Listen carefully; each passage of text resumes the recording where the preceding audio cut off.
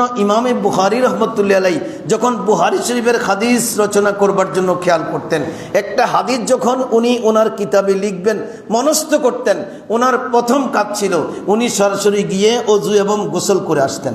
জোরে বলুন সুবহানাল্লাহ। পৃথিবীর জমিনে দেখেন বুখারী শরীফ কেন এত বেশি দামি হয়ে গেল।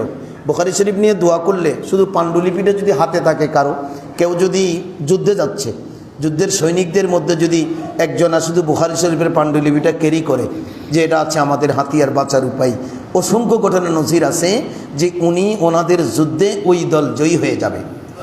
শুধু এখনও বুখারী পড়ি নেই, বুখারী শরীফটা শুধু হাতে সৈনিকরা একজন ক্যারি করতেছে।